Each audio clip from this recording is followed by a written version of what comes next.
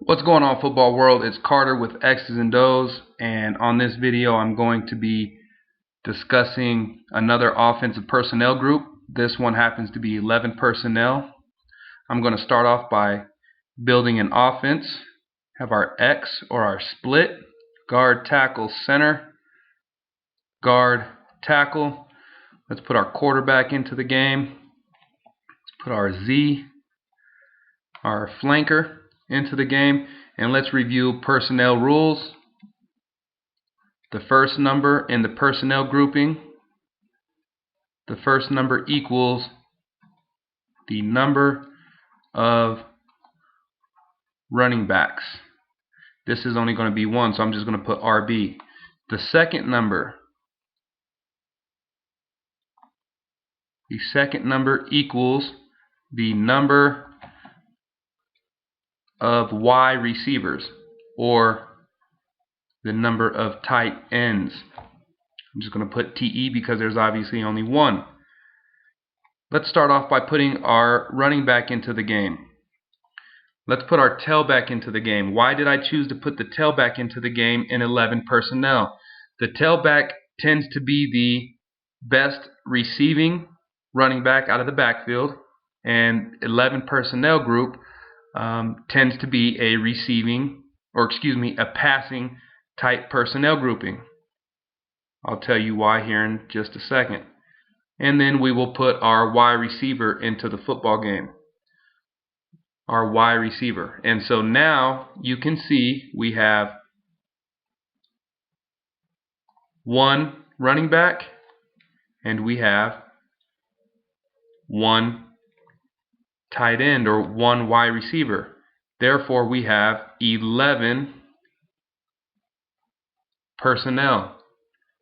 That is only 10 players on the football field. So when the offensive team hears 11 personnel, the third, I don't like that 3 very well, the third wide receiver knows he has to come into the game. I would call this formation slot right. You may call this formation something else.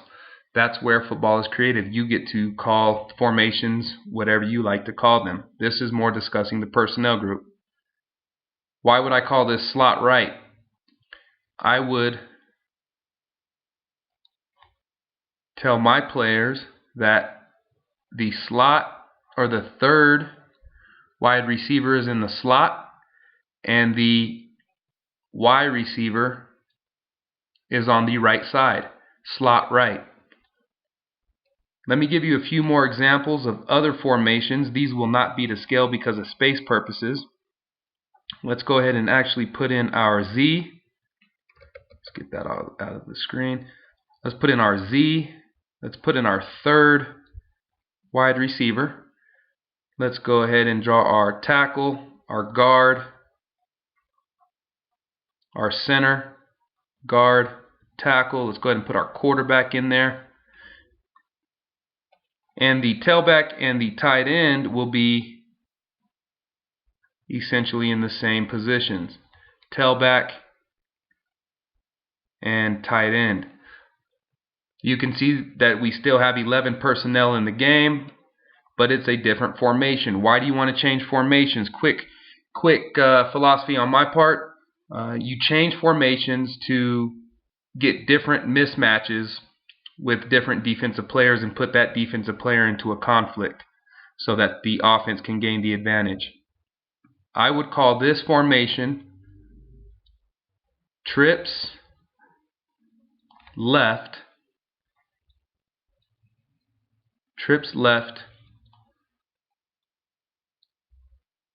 closed. So you have trips. You have 1, 2, 3 receivers on the left, and because the Y is tight to the line, he is closed. Trips left, closed. The last example that I'll provide in this video, we will still go trips left, put our 3 wide receivers over there, tackle, guard, center, guard, tackle, quarterback, and the tailback will stay in the same position.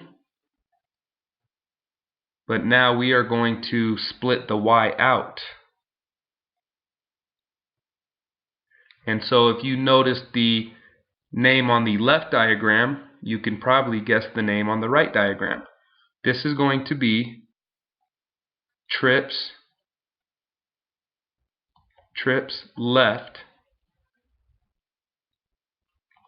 And instead of closed, it is going to be open because the Y is split out. Trips left open. This has been another video discussing offensive personnel groups, specifically 11 personnel. I hope it's added to your knowledge of the game and gives you a system that you can communicate more effectively to your players and your staff if you're a coach. And as always, I ask that you like the video, subscribe to the channel if it interests you. If you have any suggestions for future videos, please let me know in the comment section of the page below you, or you can email me at xzandos.com. I appreciate your time, and we'll see you on the next video.